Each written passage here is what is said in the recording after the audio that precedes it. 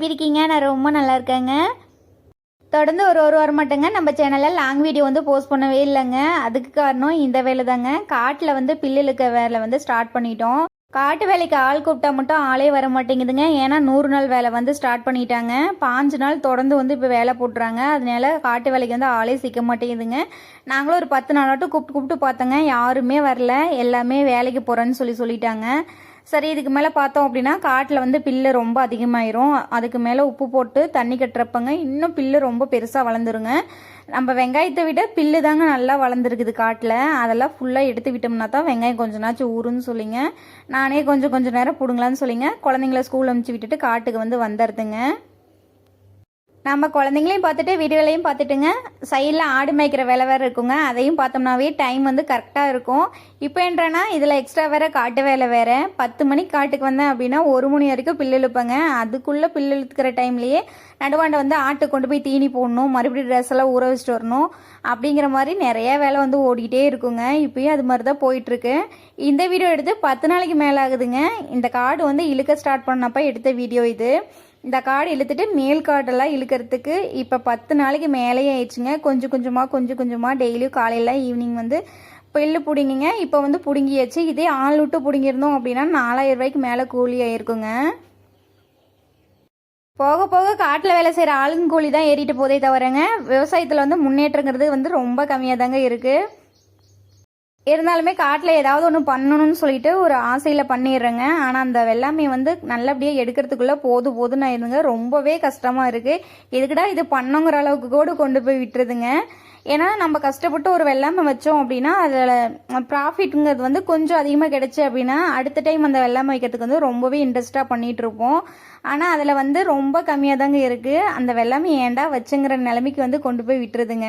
நம்ம எந்த வெள்ளாமை வைக்கும்போது அதோட ரேட் வந்து நல்லா விற்கிது. அதே அதை வந்து அறுவடை பண்ணுற டைமில் அப்படியே ரேட் ஃபுல்லாக கம்மியாயிருதுங்க. போன டைமுமே இந்த வெங்காயம் போட்டப்போ அப்படிதான் இருந்துச்சு. சரி, இந்த டைமும் மனசு வந்து தளர விடாத வெங்காயம் வந்து போட்டிருக்கோம். இது எந்த அளவுக்கு போய முடியும்னு சொல்லி தெரியல. விவசாயம் செய்யும் போதுங்க எப்பயுமே ஆள் கூலி கொடுத்து வெள்ளாமை செஞ்சோம் அப்படின்னா கண்டிப்பாக நஷ்டம் தாங்க வரும். கொஞ்சம் கூட நம்மளால் லாபங்கிறதே பார்க்க முடியாது. அதே வேலையை நாமளே கொஞ்சமாக செஞ்சோம்னா கூட ஏதோ போட்ட முதல் எடுத்துடலாம். அது மாதிரி தாங்க இப்போ வந்து விவசாயிகளோட நிலைமை வந்து போயிட்டுருக்கு. கீழ்காட்டிலங்க மழை பெஞ்சப்ப லைட்டாக ஈரம் இருந்துச்சுங்க. அந்த 2-3 நாள் ஈரம் வந்து கொஞ்சம் இருந்துச்சு. அப்படியே இழுக்க பில்லு வந்து நல்லா ஈஸியாக வந்துடுச்சு. கீழ்காட்டில் இழுத்துட்டு மேல்காட்டுக்கு வரதுக்குள்ள ஃபுல்லாக ஈரங்க அஞ்சு போச்சுங்க. பில்லும் பார்த்தோம் அப்படின்னா ரொம்ப அதிகமாக இருக்குங்க. பில்லை பார்த்தாவே பயந்து ஓடி போயிடணும் மாட்டிருக்கு. அந்த அளவுக்கு பில்லாக இருக்குங்க. பில்லு கூட இல்லைங்க, அந்த கோரன்னு சொல்லுவோம் இல்லைங்களா, அந்த கோரக்கிழங்கு தான் அந்த அளவுக்கு முளைச்சி கிடக்குது. பில்லு கூடங்க நம்ம வேரோட இழுத்து போட்டோம் அப்படின்னா அது வந்து செத்து போயிடும். ஆனால் கோரைங்கிறது வேரை பிடுங்கிட்டோம் அப்படின்னால சாகாதுங்க. உள்ளே வந்து கிழங்கு இருக்குங்க. அதை நல்லா குச்சி வச்சு தோண்டி எடுத்தோம்னா தாங்க வரும். லைட்டாக சின்னதாக அந்த கிழங்கு உள்ளே இருந்துச்சுன்னா கூட போடுதுங்க. அதுலேயே 2-3 தூராட்டம் கோரை வந்து முளைச்சிக்குங்க. அது மாதிரி தான் இருக்குது. அதனால தண்ணி கட்டி அரிச்சிக்கலான்னு சொல்லிங்க தண்ணி வந்து மாமா கட்டிகிட்டு இருக்காங்க. தண்ணி விட்டுங்க அப்படியே சும்மா நாத்தரிக்கிற மாதிரி அரிச்சோம் அப்படின்னா அரிக்கிறதுக்கு வந்து கொஞ்சம் ஈஸியாக இருக்குங்க. இந்த டைமை பார்த்துங்க மாமாவும் ஷிஃப்ட் வந்து மாறி வர சொல்லிட்டாங்க. அதனால் காட்டில் வேலை செய்யறதுக்கு வந்து ரொம்ப கஷ்டமாக இருந்துச்சு. ஏன்னா மாமா வந்து ஷிஃப்ட் மாறி போனாங்கன்னா கூட ஏதோ கொஞ்சம் நேரம்னாச்சும் வீட்டில் இருப்பாங்க. இப்போ வந்து காலையில் 8 மணிக்கு போனாங்க அப்படின்னா சாயங்காலம் 6 மணிக்கு தாங்க வருவாங்க. அது மாதிரி போயிட்டுருக்காங்க. ரொம்பவே இப்போ கஷ்டமாக போயிட்டுருக்கு. என்ன பண்ணுறதுனே தெரியலங்க. இதுலேயுமே ஏதாவது ஒரு நாள் கொஞ்சம் டைம் கிடைச்சாலும் மாமா வந்து கொஞ்சம் காட்டில் வந்து ஹெல்ப் பண்ணிகிட்டு இருப்பாங்க. இப்போயும் அதே மாதிரி தாங்க. இன்றைக்கி வந்து கொஞ்சம் நேரமாக வந்துட்டாங்க. வந்ததுமே தண்ணி கட்டிட்டு 2 பேரும் பில்லு இழுத்துட்டு இருக்கோம். குட்டி பையன் வந்து சூளாம் கடிக்குதுன்னு சொல்லிட்டு இருந்தான். மண்ணில் விளாண்டு பாருங்கள் கையெல்லாம் எந்த அளவுக்கு மண்ணு பண்ணி வச்சுருக்கான்னு சொல்லிட்டு. காட்டு வேலை செய்கிறதே ரொம்ப கஷ்டங்க. ஏன்னா அந்த பில்லு ஒவ்வொன்றும் இழுத்து வர வைக்கிறதுக்குள்ளே போதுன்னு ஆயிரும். பொண்ணு குமிஞ்சிட்டே கிடந்தோம் அப்படின்னா இடுப்பு கை எல்லாமே ரத்தம் கட்டின மாதிரி ஆகி போயிருங்க. இதில் குட்டி பையன் வேற, அவனை வேற சமாளிச்சுட்டு அப்படி தாங்க இன்னைக்கு போச்சு. காட்டு வேலையெல்லாம் முடிச்சுட்டு வீட்டுக்கு வந்து ஒரு 5 நிமிஷம் உட்காரலான்னு சொல்லி பார்த்தாங்க. குட்டீஸ்லாம் பசிக்குதுன்னு சொல்ல ஆரம்பிச்சிட்டாங்கன்னு சொல்லிட்டுங்க உடனே சொரக்காய் வந்து அரிஞ்சுங்க. சொரக்காயில் கடலக்குட்டி மூளை இப்படி போட்டு செய்வீங்களா, அது மாதிரி செஞ்சுருந்தேன். சாதம் வந்து வடித்து விட்டாச்சுங்க. இந்த வீடியோ அடுத்த நாள் காலையில் எடுத்த வீடியோங்க. குழந்தைங்களுக்குலாம் இன்றைக்கி ஸ்கூல் லீவுங்க. அம்மா வீட்டு நாய் வேற அவுத்து விட்டு நம்ம வீட்டுக்கு வந்து வந்துருச்சுங்க. அது வந்ததும் வீட்டில் ஒரே ஆட்டம். நம்ம வீட்டு குட்டீஸ்க்கெல்லாம் அந்த நாய் பார்த்தா எப்படி தான் இருக்குமோ தெரியலங்க. நாய் பின்னாடியே சுற்றிட்டே விளாண்டுட்டு இருந்தாங்க. டே ஓடி உளுந்துடாதீங்கடா, ஓடாதடா ஓடாதடான்னு சொல்ல சொல்ல ஓடிட்டே இருந்தாங்க. அந்த நாய் வந்துங்க கையில் பிடிச்சோம் அப்படின்னா ஒரு 2 நிமிஷம் தாங்க நிற்கும். அதுக்கப்புறம் கை கிட்டதெல்லாம் சிக்காது, அது பாட்டுக்கு ஓடிக்கிட்டே இருக்கும். இந்த குட்டி பாண்டுங்களாங்க நான் சொல்கிறத காதாரில் கூட கேட்க மாட்டேங்கிறாங்க. டே ஓடனா உளுந்துருடா ஓடாதடான்னு சொல்லுங்க. ஒரு மனுஷியை கூட மதிக்க மாட்டேங்கிறாங்க. வர வர நம்மளுக்கெல்லாம் மதிப்பே கொஞ்சம் கூட இல்லாத போயிடுச்சுங்க. என்னதான் கத்தினாலும் சரி அந்த குழந்தைங்க வந்து காதாறு கூட கேட்க மாட்டேங்கிறாங்க. குச்சி எடுத்து கொஞ்ச நாச்சும் மிளட்டி வச்சா அவங்க, ஆனால் மிளட்டினா பொக்குன்னு போயிடுவாங்கன்னு சொல்லிங்க. குழந்தைங்கள வந்து வாயெல்லாம் மிளட்டுறதோடு சரி, நீ வாயால் தான் மிளட்டுற, என்ன வேணாலும் பேசிக்கோங்கிற மாதிரி இந்த பிள்ளைங்களுக்கு ஆகி போச்சுங்க.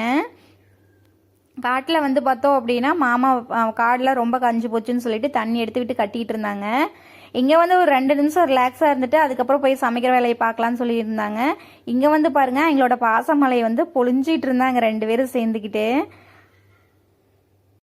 அக்காவும் பிறந்தவனும் சேர்ந்துட்டு கொஞ்சம் போது பார்த்தா ரொம்ப ஆசையாக இருக்குங்க. ஆனால் அவன் ஏதாவது ஒரு அகராதி பண்ணிட்டான் அப்படின்னா அவளுக்கு எங்கிருந்தோ கோவம் வருமோ தெரியலங்க. அவ்வளோ கோவம் வந்து மூஞ்சியெல்லாம் பிடிச்சி ஏறி விட்டு வச்சுருவாங்க. அந்த அளவுக்கு புண்ணாகி போயிருங்க.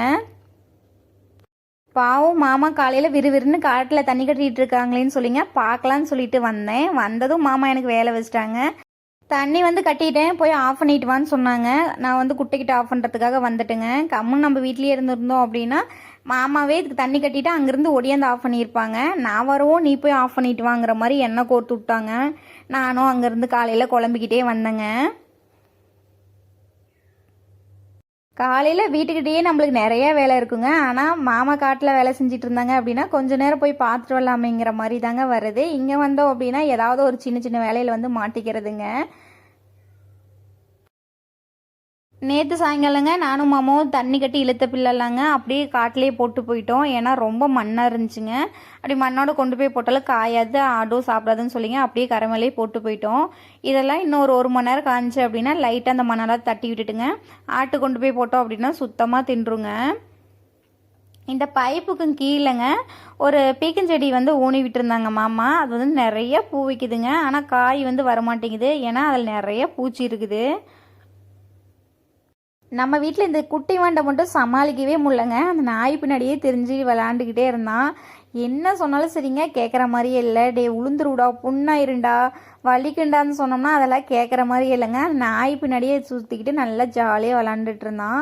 அதுக்கப்புறம் காட்டில் தண்ணி கட்டுறதுக்காக வந்தாச்சுங்க. அன்னைக்குன்னு பார்த்தோம் அப்படின்னா பயங்கர வெயில் வந்து தாங்கவே முடியல, அந்த அளவுக்கு வெயில் அடிக்க ஆரம்பிச்சிருச்சு. அதுக்கப்புறம் கொஞ்ச நேரம் மூஞ்சி கழுவுறது, தண்ணி கட்டுறது, அது மாதிரி பண்ணிகிட்டு இருந்தேன். இந்த வீடியோ வந்துங்க அடுத்த நாள் காலையில் எடுத்த வீடியோங்க. இன்றைக்கும் காட்டுக்கு புல்லு பிடுங்கிறதுக்காக காலையிலேயே வந்தாச்சுங்க. காலையில் இன்றைக்கி வீட்டில் சமைக்க கூட இல்லைங்க. டீ மட்டும் ஒரு டம்ளர் வச்சு குடிச்சிட்டு வெயிலுக்கு முன்னாடி ஃபஸ்ட்டு போய் பிள்ளை இழுத்து விட்டு வந்துடலான்னு சொல்லிட்டுங்க நான் மாமா குட்டி பையன் எல்லாமே காட்டுக்கு வந்துட்டோம். பாப்பா 2 பேரும் அம்மா வீட்டுக்கு வந்து போயிட்டாங்க. இந்த வீடியோ வந்து ஞாயிற்றுக்கிழமை எடுத்த வீடியோங்க. ஞாயிற்றுக்கிழமை வந்து நம்ம வீட்டில் நான்வெஜ்லாம் எதுவுமே செய்யலைங்க. ஆனால் அம்மா வீட்டில் செஞ்சுருக்காங்கன்னு சொல்லிட்டு பாப்பா 2 பேர் போயிட்டாங்க. குட்டி பையன் வந்து போகலான்னு சொல்லிட்டான். பாருங்கள் எவ்வளோ கோரைன்னு சொல்லிட்டு இந்த வெங்காய பயிர் கூட அந்தளவுக்கு தலை இல்லைங்க. ஆனால் அந்த கோரையை பார்த்தோம் அப்படின்னா பார்க்க ஆசையாக இருக்குங்க. அந்தளவுக்கு நல்லா கொழுன்னு வளர்ந்துருக்குது. வரப்பங்க நெல்லிக்காய் மரத்தில் நெல்லிக்காய் வந்து பறித்து கொடுத்துருந்தேன். அதை கொண்டு போனோம் அப்படின்னா கொஞ்சம் நேரம் விளையாடுவோம் அப்படின்னு சொல்லிட்டுங்க அதை வச்சுட்டு குட்டி பையன் கொஞ்சம் நேரம் விளாண்டுட்டு இருந்தான். இந்த வீடியோங்க ஞாயிற்றுக்கிழமை சாயங்காலம் எடுத்த வீடியோங்க. பாப்பாலாம் மதியமாக அம்மா வீட்டுக்கு போயிட்டு வந்துட்டாங்க. வந்ததுக்கப்புறங்க கொஞ்ச நேரம் நம்ம வீட்டில் ரெஸ்ட் எடுத்துகிட்டு அதுக்கப்புறம் காட்டுக்கு பில்லு புழுங்க போடண்டா வாங்கடான்னு சொல்லி கூட்டிகிட்டு வந்துட்டேன். நான் காட்டுக்கு வந்தேன் அப்படின்னா குழந்தைங்களையும் கையோடு கூட்டிகிட்டு வந்துடுவாங்க. வந்துட்டு கொஞ்ச நேரம் நம்ம கூட விளாண்டுட்டு இருப்பாங்க. இல்லைன்னா பக்கத்தில் ஒரு அக்கா வீடு இருக்குங்க, அங்கே போய் விளாண்டுட்டு இருப்பாங்க. குட்டி பையனும் சின்ன பாப்பாவும் பக்கத்தில் அந்த அக்கா வீடு இருக்குன்னு சொன்னாலிங்களா, அந்த அக்கா வீட்டில் வந்து விளாண்டுட்டு இருந்தாங்க. பெரிய பாப்பா வந்து நான் ஒன்றும் புல்லு பிடுங்குறேன்னு சொல்லிங்க அவளும் வந்து என் கூட கொஞ்ச நேரம் பிடுங்கிட்டு இருந்தா. குழந்தைங்க அந்த வேலையை செய்யும்போது பார்க்கறதுக்கே ரொம்ப சந்தோஷமாக இருந்துச்சுங்க. பாப்பா ரொம்ப சின்ன பிள்ளை தாங்க. ஆனால் இந்த வயசுலேயே அம்மா வந்து இவ்வளோ வேலை செய்கிறாங்க, நம்மளோட முடிஞ்ச வேலையை வந்து நாம் செஞ்சு கொடுப்போங்கிற மாதிரி அவளோட மைண்டில் வந்து தோணுதுங்க. அதே ரொம்ப பெரிய விஷயம். அதை பார்க்கறதுக்கே ரொம்ப சந்தோஷமாக இருக்கும். அவள் வேலை செஞ்சான்னா நான் வந்து செய்ய வேணான்னு சொல்ல மாட்டேங்க. ஏன்னா அந்த வேலையை வந்து குழந்தைங்க சின்ன வயசுலேருந்தே பழகினாங்க அப்படின்னா ரொம்ப நல்லது தாங்க. அதனால கொஞ்சம் நேரம் வேலை செய்யட்டும்னு சொல்லி விட்டுருவேன். கொஞ்ச நேரம் பிடுங்கினா அப்படின்னா ரொம்ப டயர்டாயிடுச்சுனாலும் சொல்லவே மாட்டா, பிடுங்கிட்டே இருப்பா. அதுக்கப்புறம் நீ போதும் சாமி நீ போ உட்காருடான்னு சொன்னாதாங்க போவா.